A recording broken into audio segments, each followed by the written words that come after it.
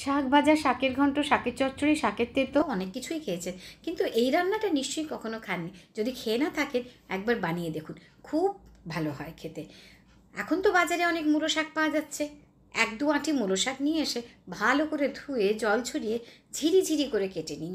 যতটা সম্ভব মিহি করে কাটবেন। এবারে একটা বাটি নিয়ে তাতে খানিকটা মটর ডাল 1 থেকে 1.5 ঘন্টা ভিজিয়ে, যেই ডাল ভিজে যাবে ওটাকে একদম মসৃণ একটা পেস্ট বানিয়ে নিন।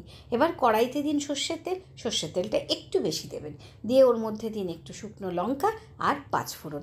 5 ফোড়ন আর শুকনো লঙ্কা যেই ভাজা হয়ে যাবে তাতে দিয়ে দিন কেটে রাখা শাকটাকে খানিকক্ষণ নাড়াচাড়া করে তাতে দিয়ে দেবেন কুচনো পেঁয়াজ, কুচনো আদা, কুচনো লঙ্কা আর 2 থেকে 3টে কোয়া রসুন খুব ছোট ছোট করে কুচিয়ে।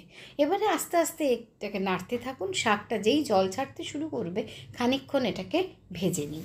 শাকের জলটা যেই শুকিয়ে আসবে শাকের পরিমাণও কমে যাবে, আর সেই অনুপাতেই দিয়ে দিন ওতে স্বাদ মতো নুন দিয়ে সঙ্গে একটু দিয়ে দিন হলুদ। এবারে শাকটাকে ভাজতে থাকুন। শাক অনেকটাই প্রায় ভাজা হয়ে এসছে। এবারে দিয়ে দিন ডালের বাটা। ডাল বাটা কতটা দেবেন একটু আন্দাজ করে দিন। এই রান্নার হিরো কিন্তু শাক, ডাল নয়। ডালটা শুধু একটু মাখো মাখো করার জন্যই দেওয়া, তাই পরিমাণটা আপনি বুঝে দেবেন ওতে। বেশ ভালো করে নেড়ে চেড়ে যত সময় না ডালটা ভাজা ভাজা হয়ে যায় আর শাকটাও বেশ নরম হয়ে যায় তত সময় নাড়তে থাকুন।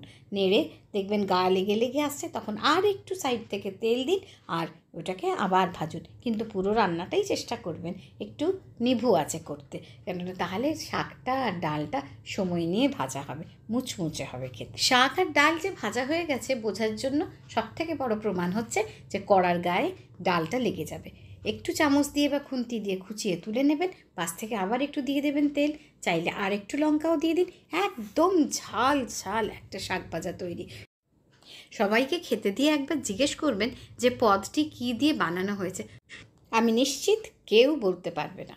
গরম ভাতের সঙ্গে দারুণ লাগে খেতে।